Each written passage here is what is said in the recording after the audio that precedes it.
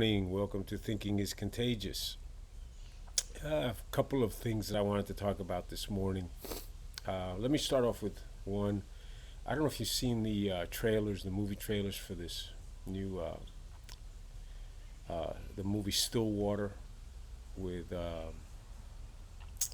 it's a new movie that's out now, or it's coming out. It's in the process of coming out, and it is about an American whose daughter is kidnapped and goes goes over kidnapped overseas, and he goes to Europe to try to find her. And the trailer seems like an action-packed movie. Um, it's got one of these Ben Affleck's buddy is the star in it. I don't remember his name. Blonde actor. And in one of the clips originally, in when the first trailer first came out, he's screaming at this. I believe it's a French woman, something, and she says, "You sound so American." What is, how does that? What does that tell you? What does that show you? Hollywood, the movie industry, what that's aimed at. You sound so American, like it's so bad to sound no. Yeah, I'm proud I sound American. uh, it's a plus to sound American. The world would not be where it is today without America. Financially, advances, culturally, technologically, it would be nowhere near where it is today without America. But guess what? I sent some emails, and I'm sure a lot of people did. I'm not saying I moved the needle on this, but I'm sure the same way I heard it, a lot of other people heard it. They must have sent emails because for the last couple of weeks, the trailer no longer contains that line. But that shows you what the direction is in this country, what the lead balloon that they floated to see what the result would be.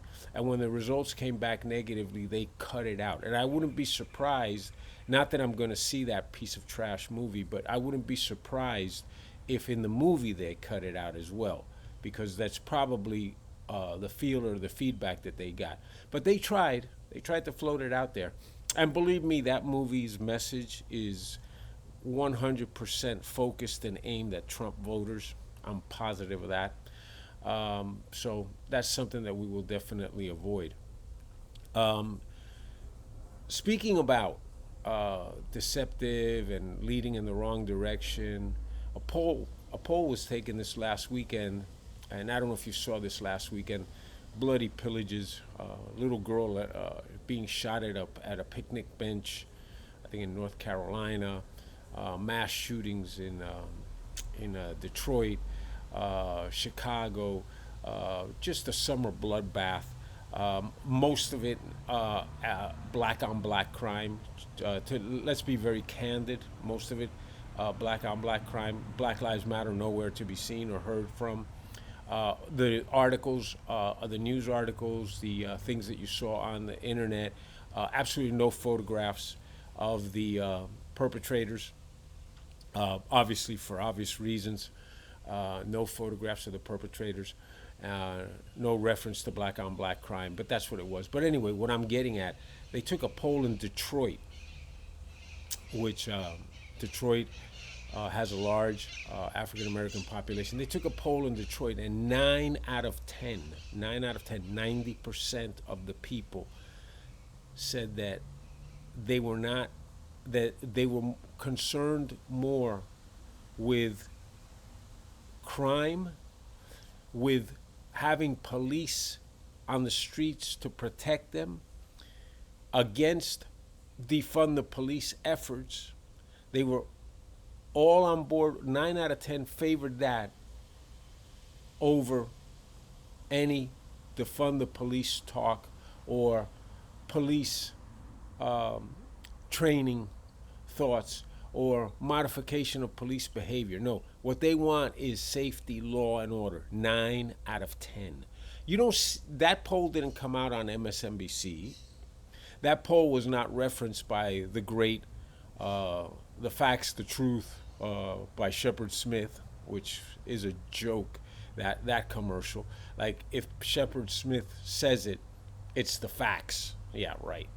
Um, it's obvious. It's obvious that the effort continues, but it's also obvious to me that America, the citizens, the underpinnings of society of this country are well aware of what's going on, and their eyes are wide open as they look at the wokeism that is occurring and the weakening of the American infrastructure that's occurring under the guise of equality and opportunity for all.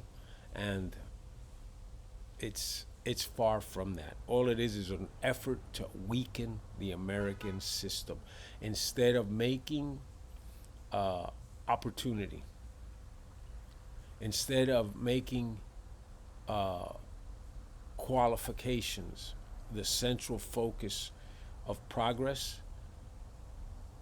They don't want that because the enemies of this country know that the best way to weaken this country is to eliminate the strive for perfection, the emphasis on the best and the brightest. And they're trying to level the playing field with the rest of the world by dragging down America's society, dragging down America business, dragging down the American infrastructure to make the first hurdle for quote unquote opportunity be related to race, creed, religion, gender, sexual orientation, and make the most qualified way down in the pecking order. And that's what this is all about. And make no mistake about it, that's what this is all about. And polls such as the one that I just referenced, they're not going to see the light of day anywhere because it just defeats the narrative of the liberal left. And speaking about defeating the narrative of the liberal left, could it be any painfully obvious how the Democrats cannot get their ridiculous uh, budget, their ridiculous subsidies approved, their effort to get $1 trillion now and then jam down the throats of the American people another $3 trillion in their Green New Deal and their racist initiatives, as far as again disguised under the guise of equality and opportunity and all the BS, all the BS buzzwords that you hear that do this country absolutely no good. But it's obvious that they don't have the votes to get this done. It's obvious that senators such as Manchin from West Virginia, among others, are telling them, hey, the economy doesn't need this. Hey, all this fluff that you're putting in here is unwarranted. Hey, you know what? We got to quit ringing up the credit card because eventually this has all got to be paid for. All this is coming out in the wash at this point. And I think that the more that you see the delay in getting this infrastructure bill pushed through, which started out as bipartisan, but it's far from it. And the Republicans know what comes after that.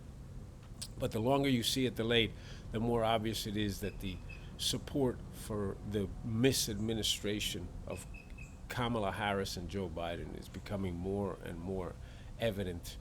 As again, another poll showed that Biden's support is eroding rapidly. Even his handling of COVID has dropped 20 percentage points in the last poll. He's losing steam, and now you're beginning to hear the idea floated, which we knew eventually would come. And at this point, I take it as fake news. It came out on Fox, I think, earlier this week. It started floating the idea, and it's fake news. Fox has as much fake news as MSNBC and almost as much as CNN. So I don't listen to much with that Fox has to say. But anyway, even Fox News was floating the idea that they are looking for Biden to take some type of competency test or cognitive test, and then the speculation was that that's when the praying mantis steps in. That's fake news. That's far fetched, but that eventually will come into play at some point in this administration. Maybe not a cognitive test, but an actual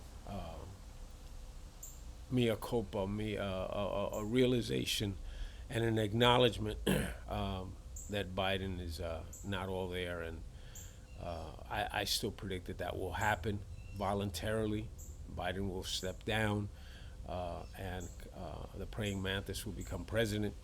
Uh, she will have completed uh, the task. Uh, the mating is done, and the eating of the mate from the head down will occur. So um, again, uh, we we continue the battle. We continue to try to shed some light on what's going on, and we continue to uh, attempt to stay relevant as we are allowed, because as we've seen with the last one of the programs that was taken down on this on my station, uh, very difficult to say what you think, because YouTube is the uh, the great eraser. If something you say something that goes against what they believe to be true, even if it's even if what I'm saying is based on proof and science, if it goes against the narrative of the left, it's going to be struck down. As was my Delta program, uh, struck down, which I thought was a very good, very insightful program that really led one to think. Speaking of Delta, in the UK, I know they had a spike, very large spike of increased cases, and then yesterday I heard it reported on CNBC. So YouTube, don't take me off, that the spike down was even greater than the spike up in cases of COVID in the UK. So they feel the Delta strain of COVID in the UK. They feel that it's uh, it's something that's rapidly decreasing, and attributable to vaccines and herd immunity and those types of things. So uh, hopefully that is also how it plays out here. Finally, uh, Dr. Fauci was called to task by was called to task uh, by Rand Paul, and Mr. Paul has called for the Department of Justice to open a criminal investigation under Fauci, as to Fauci, for his lying in congressional testimony. The position, uh, Rand Paul's position, is that Dr. Fauci lied. I think he lied too, in my opinion, uh, and I think he needs to be gone after. This is an egomaniac. This is a person who has been self-serving throughout. This is a person that has said what he needs to say in order to ingratiate himself to the powers that be. And this is a guy who, it's quite obvious, uh, that has an agenda and loves the limelight. Uh, when they asked him who he wanted to play, I've already quoted this before, but just gives you in a microcosm, who do you want to play you on Saturday Night Live? He says Brad Pitt. Egomaniac. Egomaniac. And I hope Rand Paul rams it down his throat. And I hope that there is an investigation, although there won't be, because the only people who get investigated in this country are the conservatives. But I hope there is one. And just like the panel, the makeup of the senators that Pelosi chooses for her trial, for her investigation of the January 6th insurrection at the White House, how she gets to pick who's on that panel, to make sure that she picks the right people. And we know about what right means, the right people, people who will be think her way, and it's a farce. It's like a witch hunt. That entire panel, once she started throwing Republicans off, conservative Republicans, it's quite obvious what it is. It's that famous line. I don't know if you've ever seen the movie Life and Times of Judge Roy Bean, where Paul Newman plays the judge, and he's in a makeshift courtroom in a bar, and they bring in a couple of guys for killing. I think they killed someone in that movie. I think it was a Chinese guy, and they bring him up for trial, and Judge Roy Bean looks at the accused and says, "You guys have anything to say before I try you and find you guilty?" That's Pelosi. You have anything to say before we render our already preconceived and predetermined verdict? People, you're being played, we're being manipulated in every aspect, okay? Things are being weaponized in order to achieve the desired goal, and the desired goal being bring America down so that the rest of the world can try to catch up. And leading that charge is China, and leading that charge is Russia, and leading that charge is the enemies of this country. The total silence that you hear on the Cuba situation, the total silence that you hear in China, on the China situation. You talk about human rights violations. There's nowhere where human rights are more violated than China, yet LeBron James and the NBA worship China. However, they're quick to point out when an American company doesn't have enough blacks on the board as human rights violators and civil liberties violators.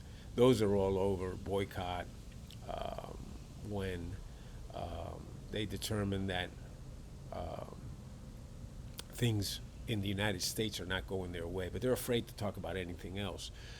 China, what they're doing with human rights violations in China, enemies of the state disappear. Where's Jack Ma? Jack Ma, where's he? Anybody seen him lately? No. But mum's the word. The NBA on China, the NFL a joke, forcing vaccinations. And let me tell you something, the vaccination issue with the threat of forfeiture in the NFL is a violation of a forced violation of people's civil liberties, because anyone who doesn't want to get the vaccine is entitled to turn down the vaccine. I myself have never received the flu shot. I choose not to receive the COVID. I have chosen not to be vaccinated with the COVID vaccine.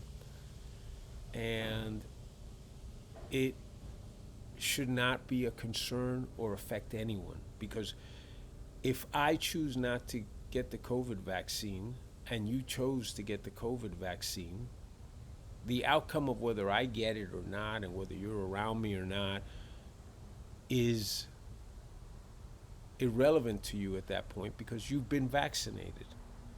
The vaccine that you want so that people don't get it. Well, you have it, so you shouldn't worry about getting COVID from me. That's my right. I'm not saying not to get vaccinated.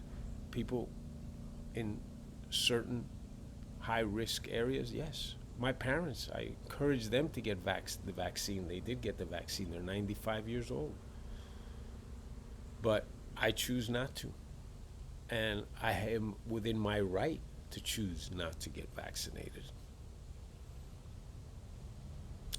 All right. That is my thoughts for this morning, and I hope you have a good day. And let's hope that YouTube leaves this one up. They may not, and I think if I get another strike, I think I'm banned for a week, so you may not hear from me for a while. But anyway, I think I'm good. We shall see what Big Brother says. Thank you.